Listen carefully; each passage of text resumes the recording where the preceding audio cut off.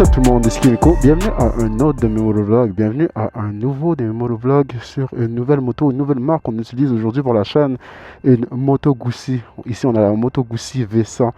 Vous avez deux modèles de cette Moto Guzzi, vous avez la V100 et la V100S. Entre la V100 et la V100S, vous avez la suspension électronique, vous avez le quick shifter et vous avez les poignées chauffantes.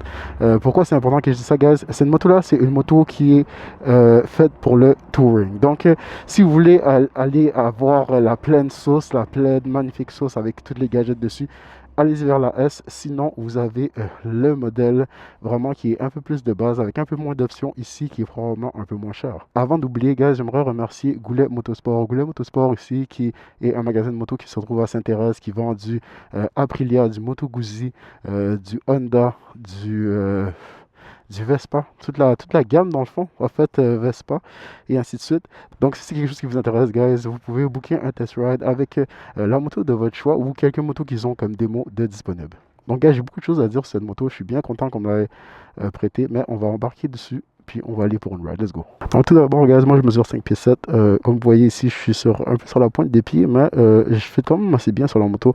C'est une moto qui est très confortable. Les mains sont quand même assez hautes. Puis vous avez environ 32 pouces d'assise de la selle jusqu'à la terre. Donc si vous êtes comme moi, vous allez quand même bien fitter sur la moto. C'est pas une moto qui est trop haute. Vous avez un bel écran ici de Moto Guzzi TFT avec beaucoup d'informations puis beaucoup de couleurs. Je le trouve très beau. Vous avez différents modes, vous avez le mode sport, vous avez le mode road, et vous avez le mode tour, puis vous avez le mode rain. Ce qui est intéressant dans le mode rain, c'est que vous avez les petits windshields ici, le petit Z-let qui s'ouvre pour faire rebondir le vent et l'eau quand vous conduisez. Donc ça, c'est quand même assez intéressant. Je trouve ça quand même nice. J'ai hâte de voir c'est quoi la différence que ça va faire. Pour l'instant, on va laisser ça en mode sport. On va démarrer le moto. Oh! Ça me donne un peu un vibe, guys, comme la Boxster de BMW. Quand on donne du gaz, la moto shake un peu. Évidemment, vous avez un moteur V-Twin dessus, guys. J'ai hâte bien de voir qu'est-ce que ça donne comme performance. Allons-y, let's go. Oh. Okay. Donc juste à l'autre, guys, c'est une moto qui est quand même assez, qui est quand même assez torqueuse. Vous avez 115 HP de force et vous avez 55 livres de torque, si je ne me trompe pas. Donc c'est pas une moto qui manque de la puissance.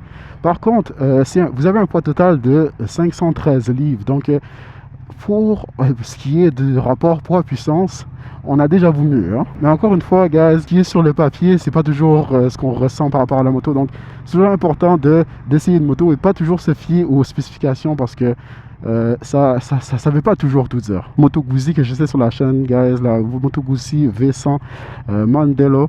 Donc c'est une très belle moto, je suis content.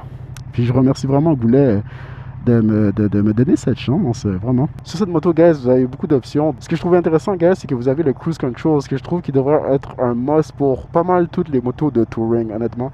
Donc je suis bien content qu'elle l'ait. Si je fouille un petit peu ici, vous avez aussi l'option de pouvoir lever la visière ou la baisser. Je trouve quand même ça cool. Moi, je vais la garder basse parce que quand je la monte, j'ai l'impression que j'ai un petit peu plus de vent dans le visage. Donc, je vais la garder comme ça pour l'instant. Jusqu'à là, guys, j'aime bien l'assise. La position que j'ai dessus, j'ai les jambes quand même assez droites. Puis, le banc aussi est très confortable. Un peu comme j'avais parlé sur la Diabelle. Vous avez comme un scoop en arrière qui vous accroche. Donc, ça vous permet de ne pas reculer. Puis, de garder une position bien droite sur la moto. C'est très, très agréable. C'est une moto aussi qui est très facile à conduire, guys. J'ai embarqué dessus, puis tout de suite, j'ai remarqué que c'était très maniable. Puis je trouve que pour une grosse moto de 515 livres, elle fait pas du tout son poids. Elle se penche très bien. Puis même à basse vitesse, c'est surprenant à quel point elle est plaisante. C'est vraiment plaisant. Oh! Oh! Oh, ok. La suspension est quand même assez dure. Je m'attendais à une suspension qui était un peu plus molle, vu que c'est une moto qui est un peu plus touring. Mais ouf, les bosses que j'ai pris, je l'ai bien ressenti. Hein. Je dois avouer, guys, que c'est quand même assez surprenant comme moto. Évidemment, on a un V-Twin, donc ça, je suis pas surpris, on a beaucoup de torque, mais ce qui me surprend, c'est vraiment la façon que le poids est réparti sur la moto. Je trouve que La moto est très bien balancée, puis je trouve que les V-Twin en général, c'est des motos qui sont bien balancées, mais ici, pour une moto de 513 livres, je m'attendais pas à ça, surtout qu'elle a quand même un centre de gravité qui est quand même assez bas. Donc ce que j'ai remarqué, c'est que les motos qui sont quand même assez hautes, généralement ont un centre de gravité plus haut, puis ils se penchent beaucoup plus vite. Ici, on a une moto qui est un peu plus basse, donc je m'attendais pas à ce que ça soit aussi agile pour cette hauteur, non? C'est vraiment intéressant. J'ai hâte de voir ce que ça va donner sur l'autoroute ou à haute vitesse. Vraiment, j'ai beaucoup de personnes, guys, qui regardent mes vidéos sur ma chaîne YouTube qui sont de France ou en Europe. Donc, je sais qu'en France, en Europe, je pense que ce type de moto est un peu plus populaire. Moto Guzzi, c'est une marque qui est un peu plus... qu'on voit un peu plus souvent, mais ici, honnêtement, non, pas tant. Donc, laissez-moi savoir, guys, dans mes subscribers, dans mes abonnés, qui a une Moto Guzzi ou qui a déjà eu une Moto Guzzi. Donnez-moi un peu d'infos là-dessus. Je serais curieux de voir c'est quoi votre expérience par rapport à ça. La petite vibration de chaque côté que je retrouvais dans la BMW Boxster de mon père, c'est... je vais toujours trouver ça drôle. Honnêtement, je pensais que c'était seulement le moteur Boxster de BMW qui faisait ça, mais je viens de remarquer que le moteur V-Twin ici est... Je pense pas qu'il est mis droit. En fait, je pense qu'il est mis comme ça. J'ai de la misère à l'expliquer, mais je pense qu'il est mis de façon perpendiculaire par rapport à la moto. Donc, c'est ce qui donne un peu les petits coups de chaque côté. C'est un peu moins pire que le moteur Boxster de BMW, mais quand même, on le ressent.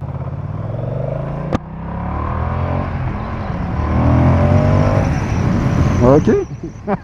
On va voir ce qu'elle donne un peu sur l'autoroute.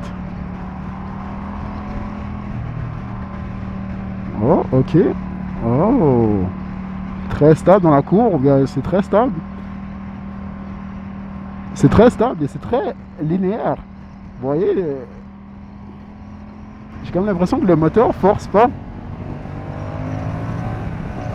Oh, ok. Ouais, elle a définitivement du torque, cette petite V100. Donc ce que je vais faire, gars, je vais essayer d'augmenter le windshield pour voir si ça fait une différence. Surtout sur l'autoroute quand on est un peu plus à haute vitesse. J'ai hâte de voir ça. Oui, ça fait définitivement une différence. Ici, quand j'ai la visière un peu plus bas, je ressens l'air jusqu'à ici. Alors que quand je la monte, je ressens l'air jusqu'ici. Donc il y a une bonne différence, gars, au niveau du vent. Si je me penche derrière, peut-être je vais réduire un peu la fatigue à longue durée, à force de conduire. Pour l'instant, je vais le laisser comme ça, tiens. Peut-être ça va vous aider à recevoir un peu moins de vent. on va l'ouvrir un peu, guys, voir un peu qu'est-ce qu'il y a dans le ventre, là. Oh, ok. Ça roule quand même. J'aime aussi le petit bouton ici qui flash, qui me dit de shifter. Ça, c'est quand même cool. Ça me rappelle la petite Aprilia RSV4, j'aime ça. Voici un petit coup d'accélération, tiens.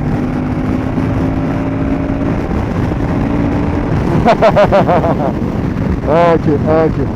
On va ralentir un peu. Ouais, je dois avouer, il y a du punch, guys. Honnêtement, c'est surprenant.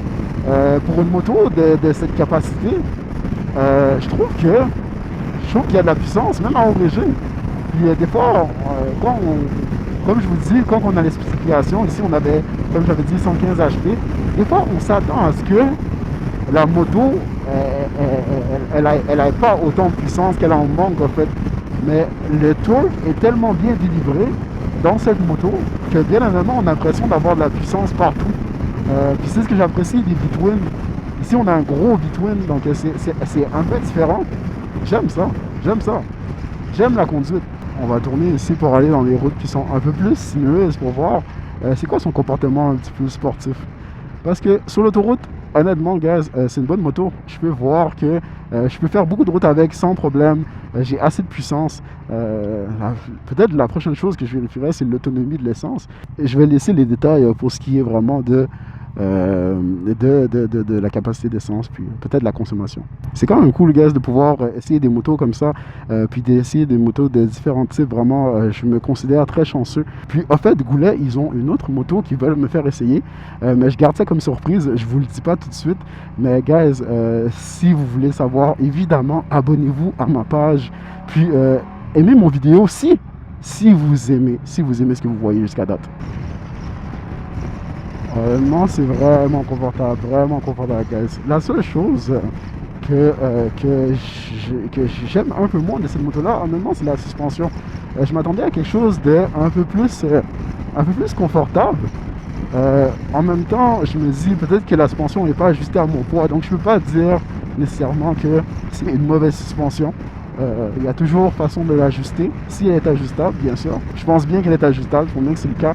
Mais n'oubliez pas que sur le modèle S, guys, vous avez la suspension électronique. Donc, j'imagine que ça, sur cette moto spécifiquement, ça doit faire une très grande différence. Honnêtement, j'aurais jamais pensé que la suspension électronique peut faire une si grosse différence jusqu'à ce que j'essaye la Ducati Street Fighter V4S ou ma Triumph Speed Triple 1200 RR. Une suspension électronique, guys, ça fait toute une différence. Surtout dans les vieilles routes dégueulasses comme ça qu'on a au Québec, où il y a plein de trous, il y a plein de bosses, puis les routes sont jamais vraiment propres. C'est avoir une suspension électronique qu'on peut ajuster d'un moment à un autre, ça fait toute une différence.